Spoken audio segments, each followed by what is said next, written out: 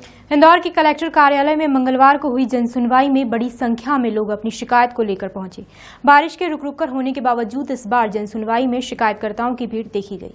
बारिश का असर इस बार की हुई जनसुनवाई में साफ नजर आया। मंगलवार को हुई जनसुनवाई में लोगों की खासी भीड़ देखी गई।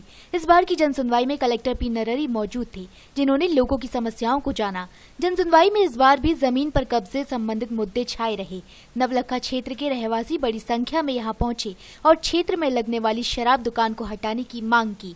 रहवासियों का कहना था कि शराब की दुकान होने से आपराधिक प्रवृत्ति के लोग यहाँ जमा रहते हैं और महिलाओं पर अश्लील फप्तियां भी कसते हैं। रहवासी क्षेत्र में शराब की दुकान नहीं चलेगी, नहीं चलेगी। रहवासी क्षेत्र में शराब की दुकान नहीं चलेगी, नहीं चलेगी। रहवासी क्षेत्र में शराब की दुकान नहीं चलेगी, नहीं चलेगी। नौलखा से आए हैं हम, बाट क्रमांक 64 से। और मतलब है ना, वहाँ महिलाओं का निकलना भी बहुत अनिवार्य है।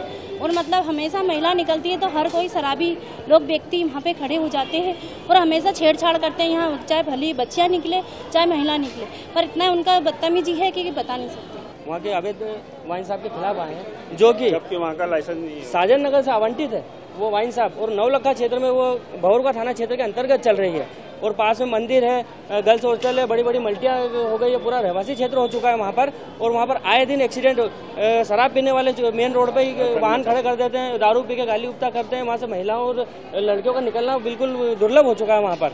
वहीं चौइथराम अस्पताल के कर्मचारी भी यहां पहुंचे, जो अपना वेतन समय पर नहीं मिलने से परेशान थे। कर्मचारियों ने यहां जमकर नारेबाजी भी की। हमारी मांग में है और न्यूनतम वेतन है हमारा। वैसे मांग पत्र ईयरली इंक्रीमेंट का केस चल रहा है कोर्ट के अंदर, और ये न्यूनतम वेतन की हमने अलग से मांग किया था, अपने श्रम मंत्रालय से पारित हुआ है। तब से ही मैं लड़ रहा हूँ कंटिन्यू। मुझे लड़ते लड़ते 3-4 महीने हो गए हैं, मगर हमें कानूनी कार्रवाई के उसमें कोई सहायता नहीं मिल रही है, ना कमिश्नर से ना कलेक्टर से, सिर्फ आश्वासन मिलता है। इस बार की जनसुनवाई में दुबई की एक महिला भी पहुंची। 2.5 साल पहले दुबई की इस महिला ने यहां करीब 35 लाख का फ्लैट खरीदा था, जिसे उन्होंने एक व्यक्ति को किराए पर दिया था, जिसे वो खाली नहीं कर रहा है और लगातार महिला को धमकी भी दी जा रही है।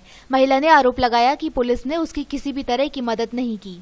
मैं जानकी नगर में मेरी सिस्टर के पास रह रही हूँ। मैं 3 महीने से इंडिया में हूँ। मैं घर के सिलसिले में हमारी प्रॉपर्टी स्काई हाइट्स में ली हुई थी, गलती से एक गुंडे के हाथ में चले गई है। कपिल तिवारी उसका नाम है। कुछ टीटॉस पूल क्लब है उसका यहाँ पे, और वो हमको दड़ा रहा है, धमका रहा है, कॉल पे धमकियाँ देता है, घर नहीं छोड़ रहा। उसका अग्रीमेंट नवंबर में ख़त्म हो चुका है। मैं 3 महीने से पुलिस स्टेशन घूम रही हूँ, DIG के पास जा रही हूँ। अभी ये फाइनल मेरा एक और कोशिश है, just to make him go out of the property. वहीं कलेक्टर ने भी महिला की समस्या सुनने के बाद उसकी समस्या के हल की बात कही।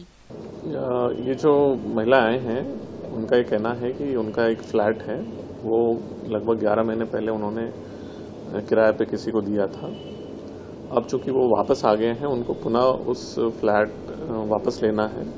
उनके द्वारा लगभग 3 महीने पहले किराएदार को बताया भी गया था कि वो आएंगे तो खाली करना होगा, बट उनका ये कहना है कि